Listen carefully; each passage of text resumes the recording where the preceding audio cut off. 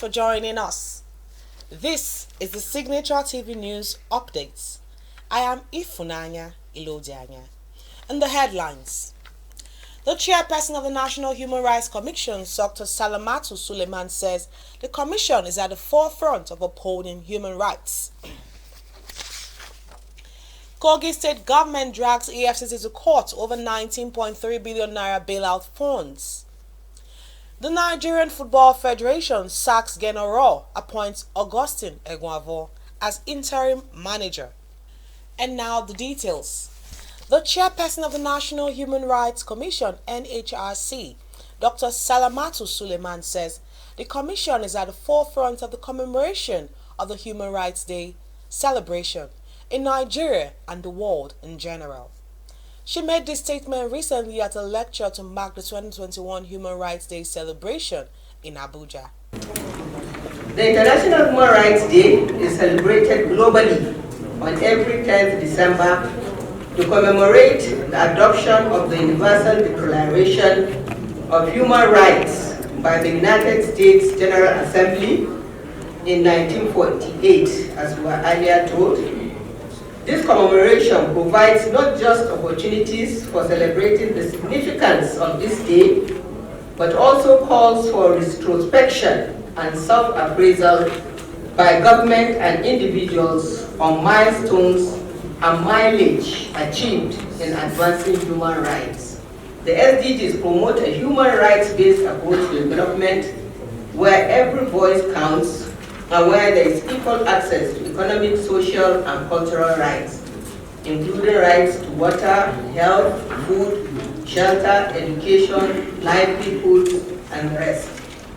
They call for a human rights-based economy that ensures equal access to economic resources for all, address entrenched inequalities, pervasive poverty, and foster a renewed political commitment by governments for the protection of all persons.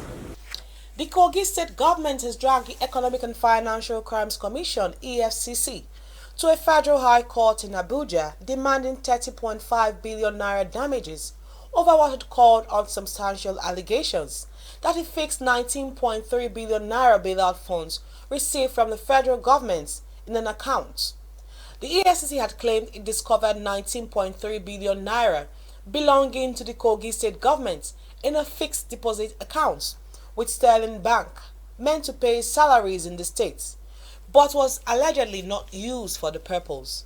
In a statement issued by the Secretary to the state government, Dr Ayuade Folashade Arike, on Monday confirming the lawsuit, said the Kogi State government has sued the EFCC for its false and unfounded allegations that the funds were recovered from its accounts. Listed as claimants in the lawsuits were the Accountant General of the state, Momo Jubri, and the Commissioner for Finance, Budget and Economic Planning, Isiwaju Makadem Ashiru, while the EFCC, Sterling Bank, and the Central Bank of Nigeria were listed as defendants in the case, filed before Justice J.J. Majebi of the Kogi State High Court. The National Youth Service Corps says only fully vaccinated prospective corps members will be allowed to register and partake in the scheme from January 2022.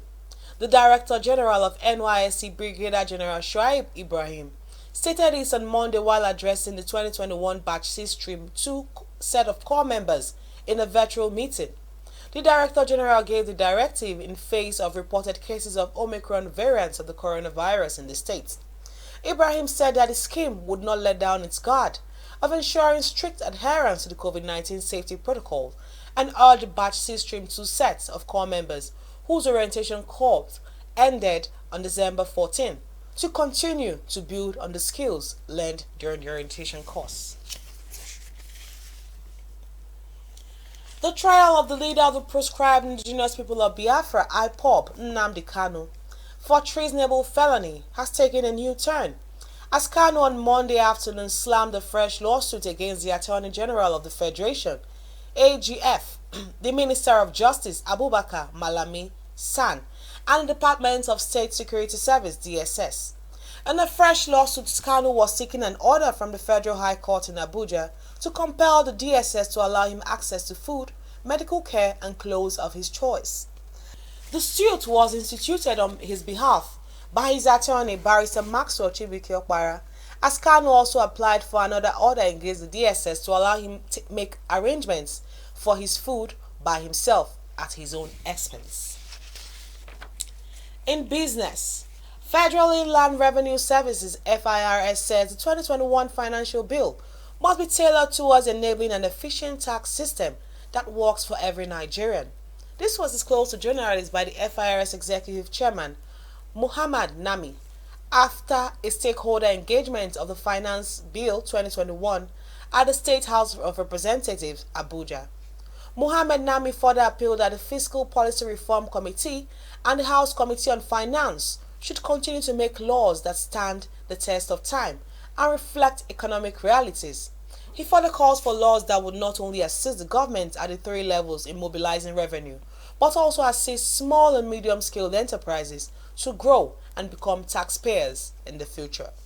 The FIRX Executive Chairman also commended leadership of the National Assembly and members of the executive for the annual review of the Financial Acts, which he said has afforded the federal government the opportunity to deploy new ways of enhancing domestic revenue mobilization and improving tax administration in the country.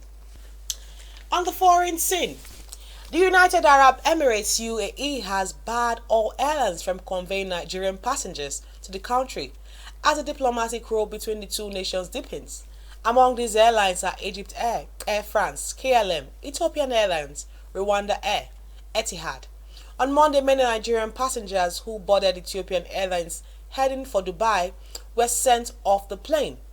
This happened hours after the restrictions imposed on Emirates by the federal government took effect. The Director General of the Nigeria Civil Aviation Authority had withdrawn the winter scheduled earlier approved for Emirates to operate 21 weekly flights to Nigeria, as there has been no official communication from the UAE authorities on the latest developments.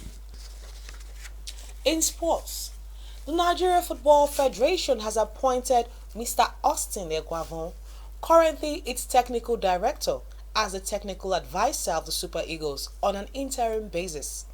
This is with immediate effect and follows the termination of the relationship with Franco-German Geno Raw, who has been in charge of the three-time African champions for the past 64 months. The decision was sequel to a virtual meeting of the NFF Executive Committee on Sunday, as it was decided that Egwavon will work with Salisu Yusuf, chief coach, Paul Aigbogun, assistant coach, Joseph Yobo, assistant coach, Dr. Terry Egwoje, assistant coach, and Alonso Agu, goalkeeper trainee. Also, former Nigerian captains Austin J.J. Okocha, Nwankwo Kanu, Garba Lawal have also been appointed to provide technical and ambassadorial support for the crew. Egwavon, a former Nigeria captain, was coach of the squad when it finished in third place at the African Cup of Nations in Egypt in 2006. Before we end the news, a recap of our major stories. The chairperson of the National Human Rights Commission, Dr. Salamatu Suleiman, said the Human Rights Commission is at the forefront of upholding human rights. Kogi State Government drags Economic and Financial Crimes Commission to court over 19.3 billion naira bailout funds. The Nigerian Football Federation sacks Geno Raw, appoints Augustine Egwavon as interim manager. Safety and security begins with you. Be patriotic. Report any suspicious activity to law enforcement agencies. Please stay safe. And that's the Signature TV News Updates. On behalf of my producer, Chibweze Obi, I am Ifunanya Ilodianya. Thanks for watching.